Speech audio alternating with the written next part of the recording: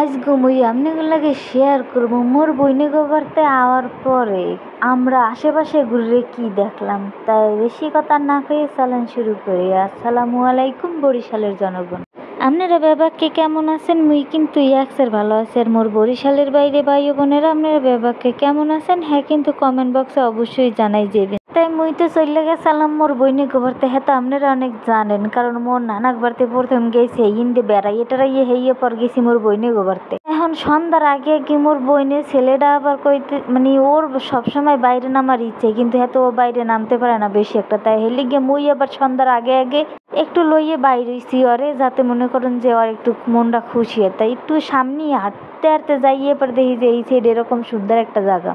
জায়গাগুলো একসাথে মোর দ্বারা সুন্দরই লাগে, কারণ কি জানেন চারদিকে খোলামেলা কত সুন্দর পরিবেশ। মনে করেন এর মধ্যে আবার কাশফুলও আছে, মোর বইনের আবার কাশফুল নিয়ে দুষ্টামি করতে আছে। আর এগো কথা কি কমু ভাই, পোলাডারে লইয়ে মনে করেন সারা দিন যেই টানাটানি করে এগো টানতে টানতে পোলা বিরক্ত এখন কারো কোলে যাই না। হেরপরও ওরা হনে না, হেরপরও মনে করেন যে সারাদিন পোলাডারে লইয়ে একসাথে টানাটানি করে। এখন আপনারা কইতে পারেন যে মোর বইনে এখানে নাই কি লিগে মুই একলা কি লিগে। আসলে মোর বইনে দেখা গেছে ঘর দিয়ে বেশি একটা নামিই না।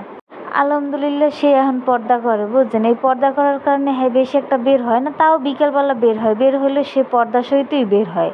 তাই এখানে ঘোরাফেরা শেষ হয়ে গেছে, এর মধ্যে দেখি আবার বৃষ্টিও নেমে গেছে। কি করবো তাড়াতাড়ি করে এবারে আটতেছে। আর এই যে দেখেন মোর বইনেরা কমনে থাকে। আসলে মোর বোন জামাই আবার এখানে কাম করে হেলিগে এইখানেই রুম লইয়ে রয়েছে। তাই এগুলো তো দেখতেই পাইতেছেন সরকারি মানে রুমগুলা, সরকারি কোয়ার্টার। তাই ওরা মনে করেন এইখানে ভাড়া থাকে। অনেক সময় দেখা গেছে মালিকেরা রুম পাইয়ে পর রুম ভাড়া দিয়ে দেয়, তাই ওরা এখানে ভাড়া থাকে।